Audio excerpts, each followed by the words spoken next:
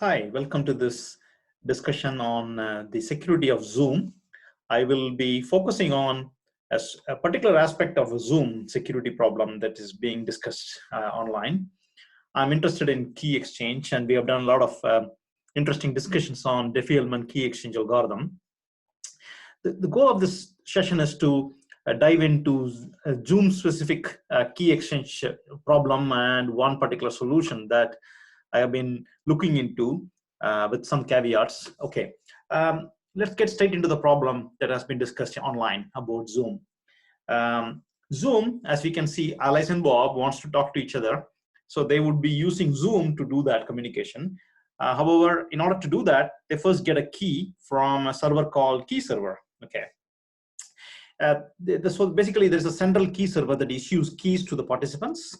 And then the participants can, of course, do encryption, decryption, whatnot, using that particular key and communicate using the Zoom router. Okay, the Zoom router is like a bridge that connects the participants. Okay, the problem, as we can see here, is that somebody else is generating the keys.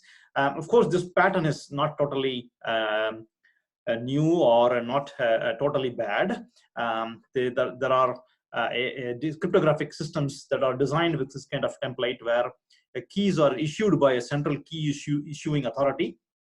But the concern here is that what if somebody else actually abuses that capability? For example, it's in a foreign country. What if they manage to get the copy of the key, and then, of course, then they can decrypt the communication channel between Alice and Bob. So that's the concern. As the picture clearly shows, this is from Citizen Lab article. Alice connects to the key server, and Bob also does the same, and they all have the same AES key to communicate. We have talked about key exchange in the context of Diffie-Hellman protocol. However, in our Diffie-Hellman case that we have discussed a fair amount of detail, the participants, Alice and Bob, there are only two participants, right? So it's much easier to come up with the shared key now. Of course, it must have been an interesting time when they invented this algorithm, but at this point, it looks much easier to come up with the common key between two participants.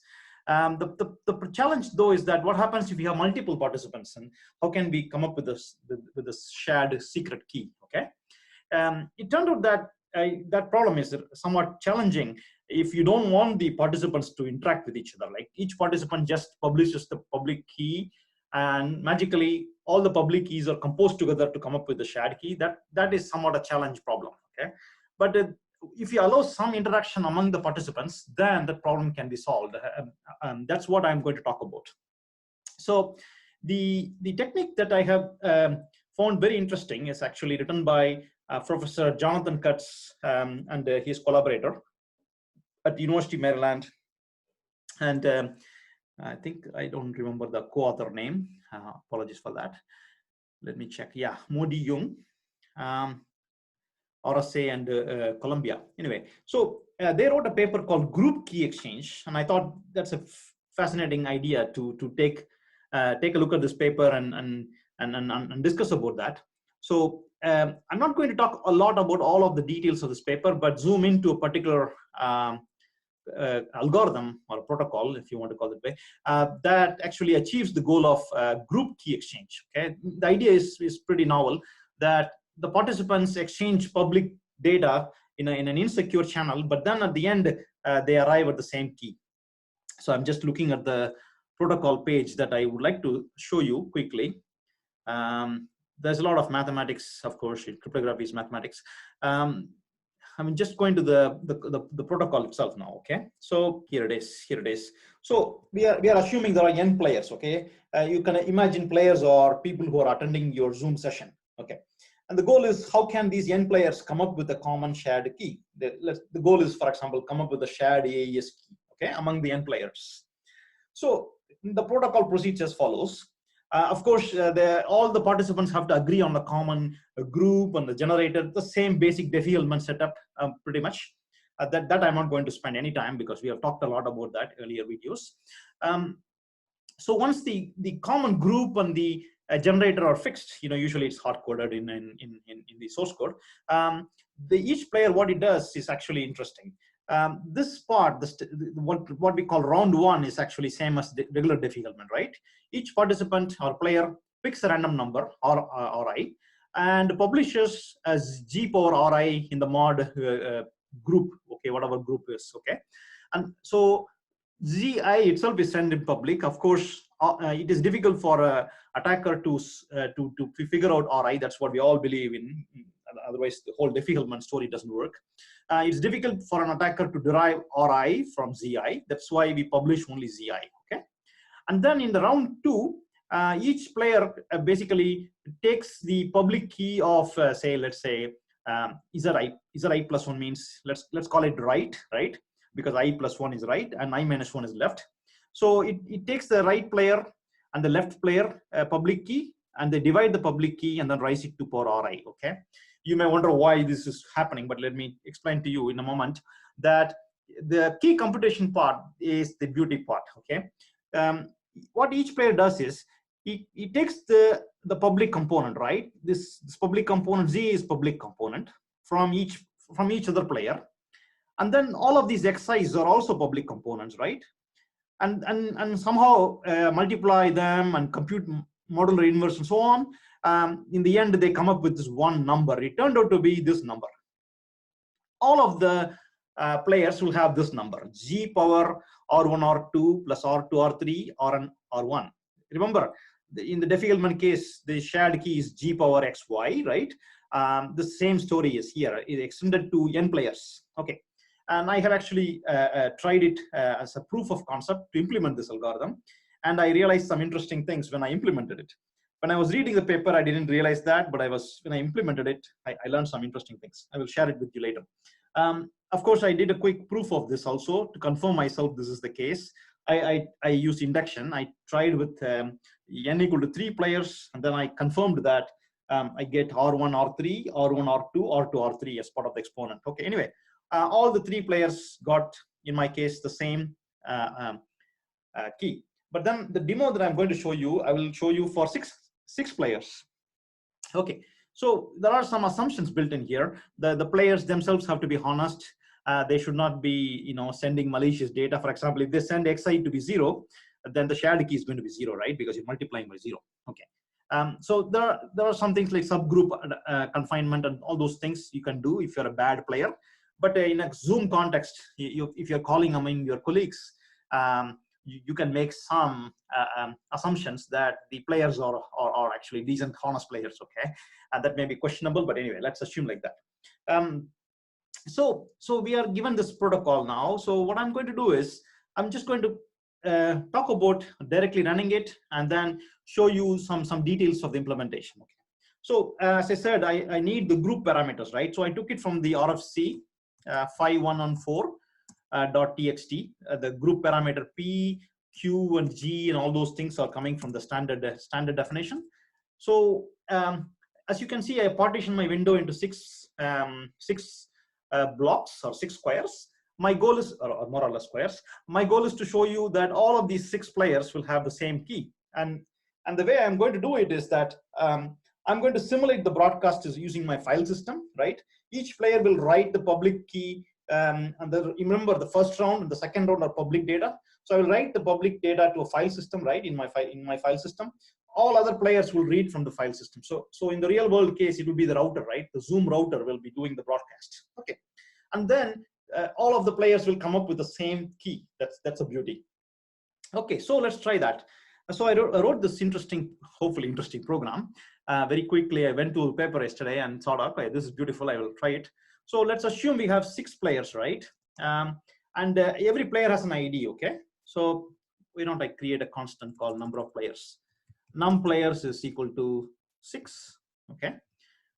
It was 16. And then I also create the player ID, okay? So the player ID, I call it 1 here. And let's do the same here. Num players is equal to, because they all have to have the same number of players, of course. And then player ID is equal to 2. So it's a little boring, but let me quickly finish this. Players is equal to 6, and the player ID is equal to 1. Okay, so I know you could encrypt the environment variables, but anyway, player ID is equal to, oh, what did I do? I should have put 3 here, and 4. Okay, and now I'll do the same here. Right, oops. And num players is equal to player ID is equal to 5. Okay, and finally, number of players we have is 6, right? So we keep typing the same number, 6, and then this player ID is 6. Okay, so we have 6 players. Let's see whether they all can arrive at the same AES key or shared secret. I'm not converting the shared secret into AES key, but that's applying the HKDF function. I have other videos to talk about that. Anyway, let's get started straight into the problem. So I'm going to now call the what did I say? Number of players, right? And then player ID, right? So this is going to be for the first player. Okay, so first player is starting. Okay, and I will do the same now for the second player. Of course, the environment variables values will be different here. So it's the second player now.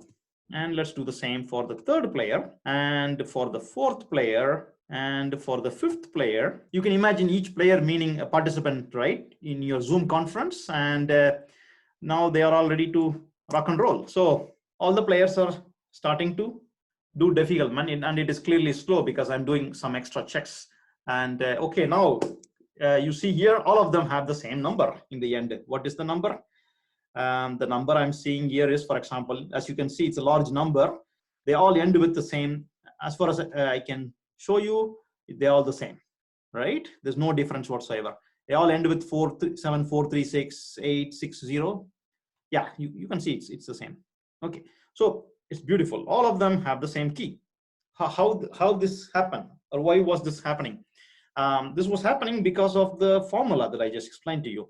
All I did is basically each player broadcasts the public component, Diffie-Hellman public key, and then each player computes the ratio between the previous player's public key. You can call it left and right. If that may be an analogy you can use. Is that I plus 1 means the right, and is that I minus 1 is the left. So each player does that, but then he applies his private key or her private key, right?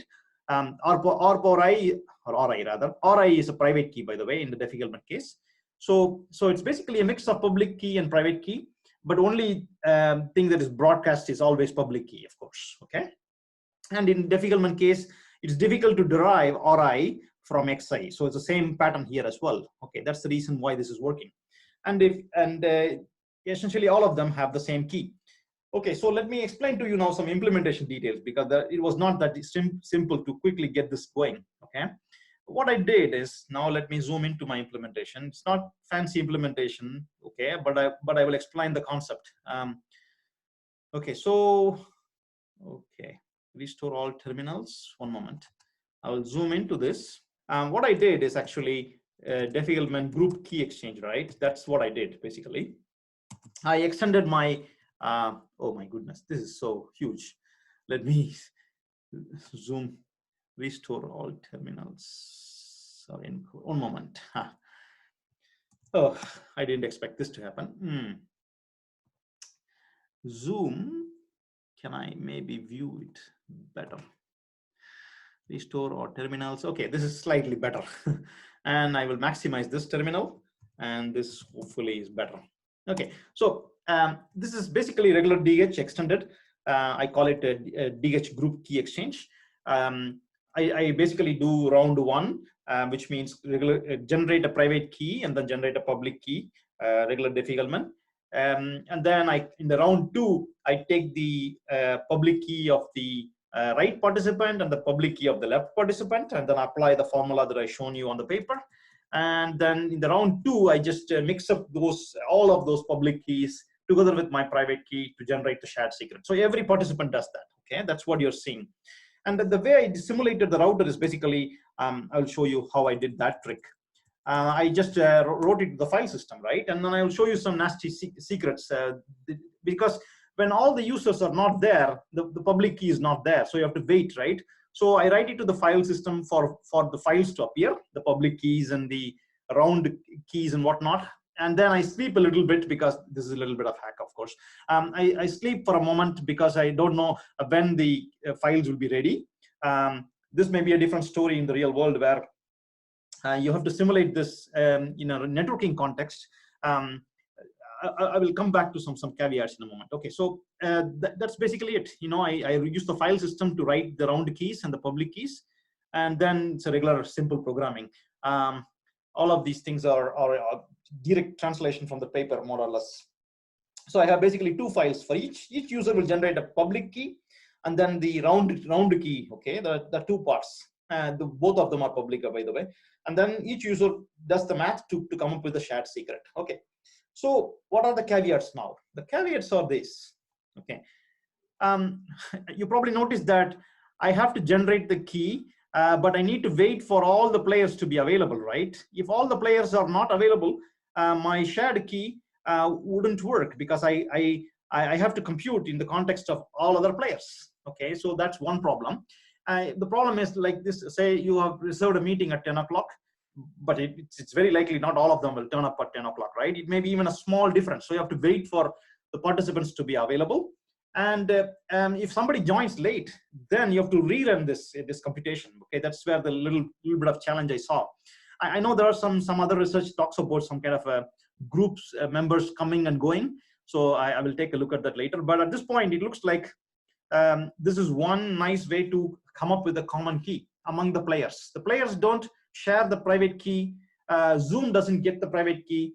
The players keep the private keys private, of course. They only publish the Diffie-Hellman public component or all math that was done on the public component, right? This is public component. Of course, you raise it to the private key, and then you publish this part. This is public. So as long as Diffie-Hellman is secure, this is secure. That's what the proof is given by professors here in this paper.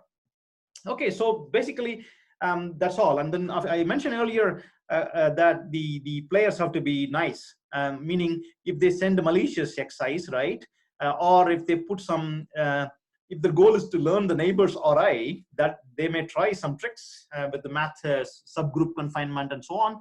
So there may be some attacks if players are not behaving properly. I didn't go into that level of detail. All I did was I just assumed each player has one ID 1, 2, 1, n, and each player basically broadcasts the public components, and then they mix the public components with their private components to come up with this shared secret that you saw on my demo. Okay, so that's basically it. And if you now go back to the high-level picture from the attack, you can actually destroy this key server more or less. Alice and Bob will generate some public components. A Zoom router will just help us to exchange the public components, and then all of the players suddenly have the same key. Basically, that's all. Thank you very much for your attention.